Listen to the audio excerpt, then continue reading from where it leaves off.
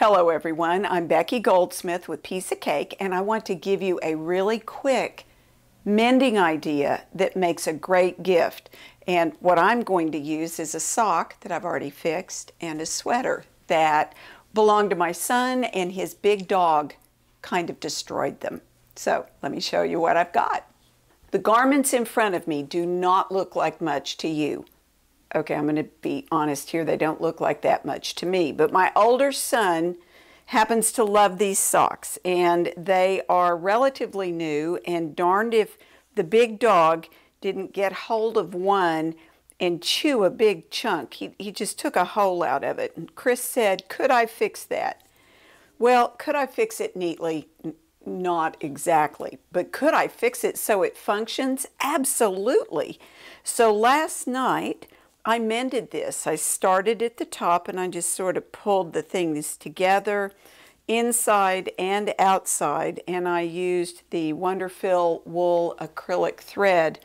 I think these have some wool in them, but it seemed like a thread that would wear really well for these socks. So while they aren't beautiful, he's very excited. All right, so that's thing number one.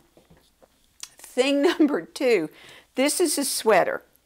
It's not a fancy sweater. It was Lorna's grandfather's, and Christopher somehow ended up with it something like 20 years ago. We think it's acrylic. It's not wool. And same dog, same event. On the other shoulder, on the other arm, he ate a giant hole, a ragged hole, not neat and tidy, ragged hole out of the arm. And Chris said, could I mend this? I said, sure.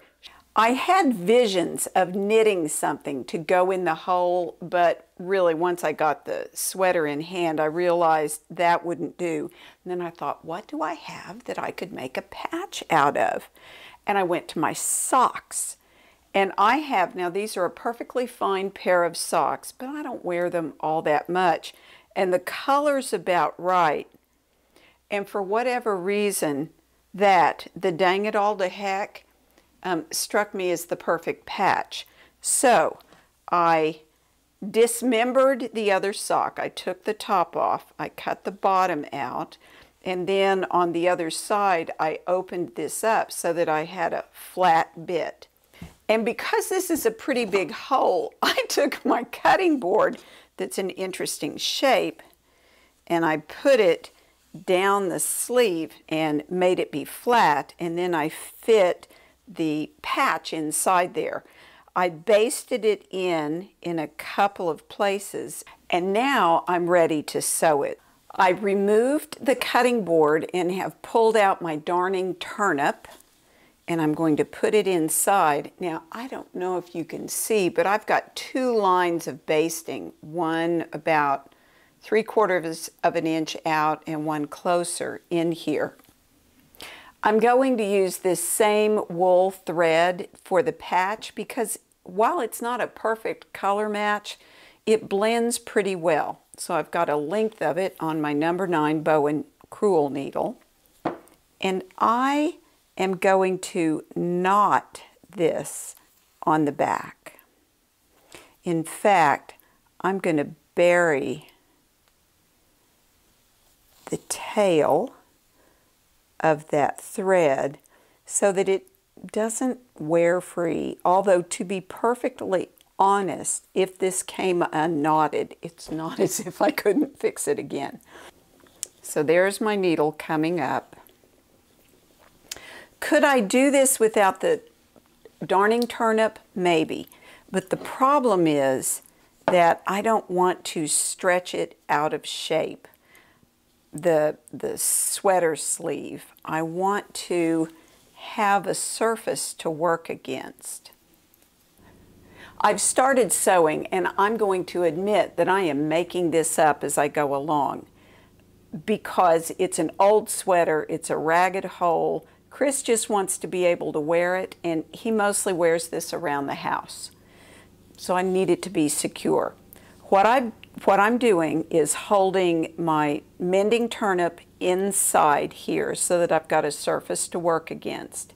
And I'm doing a long and not very tight back stitch oh, 1/8 of an inch to maybe 1/4 of an inch inside of the edge of the hole. Once I go around the entire thing, I'm going to go back and do some sort of a whip stitch on this edge to keep it held in place so that when it washes, that doesn't curl up and fray. It stays down next to the sock.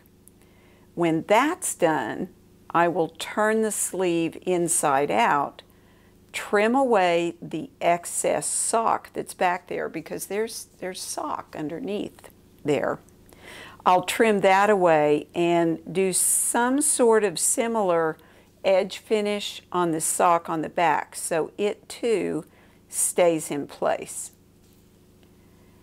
Is the mend going to be visible on the front? Oh yeah, oh yeah. I've embraced the fact that this is a mend that is not trying to hide. This is a mend that is embraceable. And eventually my basting stitches will come out, but the mending stitches will remain. So I will finish this and then come back and show you.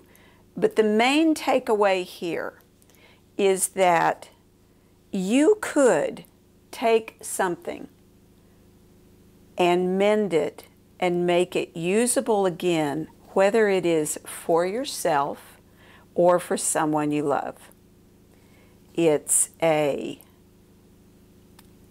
Being able to do that is a wonderful gift. All right, I'll be back.